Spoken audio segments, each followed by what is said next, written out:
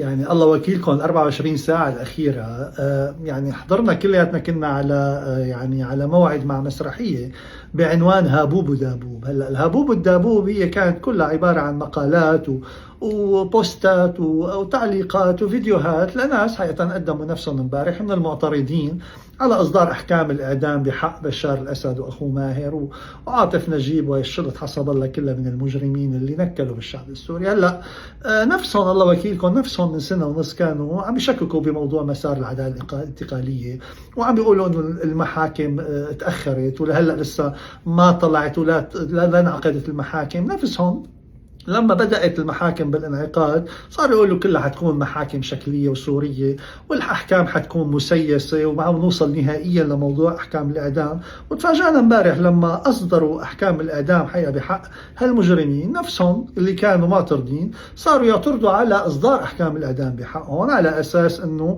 هذه الأحكام اللي صدرت بحق الغيابيا وتحديدا بحق بشار الأسد وماهر الأسد أنه رح تعفيهم من التسليم وتحميهم انهم يتسلموا في يوم من الايام للمحكمه في سوريا. هلا الله وكيلكم هدول الناس يعني انا ما بعرف شو بدي اقول، ولكن كل شيء بالنسبه لهم بتكيش وبتقرش بالسياسه، يعني ما فيهم يشوفوا شيء يرتبط بالشأن السوري الا لازم يحكوا فيه ويحولوه لصالحه. هلا مع الاسف يعني قرأت هن نفسهم الله وكيلكم يعني سنه ونص بعد 14 سنه يعني صاروا 15 سنه ونص شبعنا من تنظيرهم وكلامهم وفيديوهاتهم وتعليقاتهم وبوستاتهم كلها مبنية على أساس واحد فقط، أنه نحول أي قضية ترتبط بالشأن العام السوري لحدث سياسي نقدر نهاجم فيه ويكون منصة وبلاتفورم نهاجم فيه الحكومة السورية.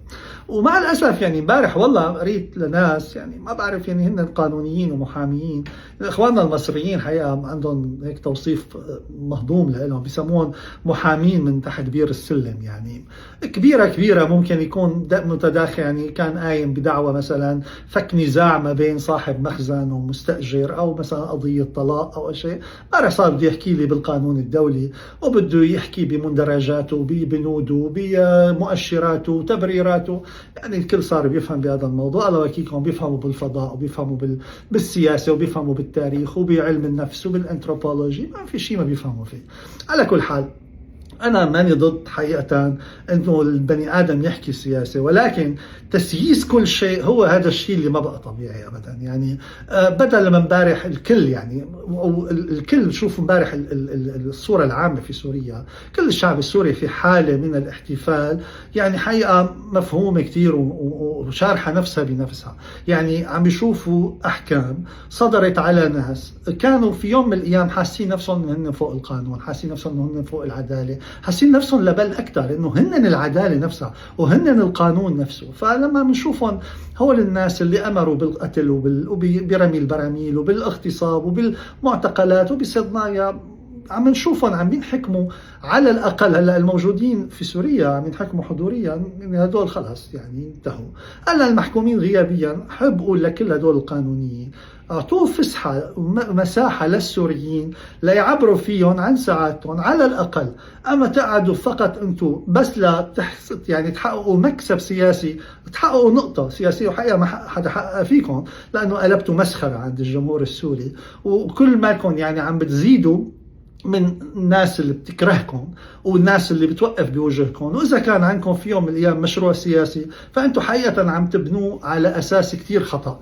معاداة الشعب السوري بقضايا ترتبط بالعدالة الانتقالية وترتبط في كل شيء مرفي الشعب السوري ما حيحطكم أمام أبدا الخيارات الصحيحة اللي بتخليكم في يوم من الأيام تاخذوا منصة سياسية تنطلقوا فيها نحو مشروعكم باتجاه مثلا المنافسة على الحياة السياسية في سوريا. فمعاداة الشعب السوري من هذا الباب حقيقة نصيحة من إنسان عنده رغبة أنه يكون في حياة سياسية في سوريا. أنتم خياراتكم بمعاداة الشعب السوري من هذا الباب تحديدا، من باب أنه أنتم عم توقفوا بوجه قرارات الدولة واللي عم تعملوا الدولة حقيقة أنتم عم بتقوصوا مثل اللي عم بيقوص على رجليه وعم ينهي حياته سياسيا قبل ما تبدأ حتى. فهيدي نصيحتي لكم ويعطيكم ألف عافية ونهاركم سعيد.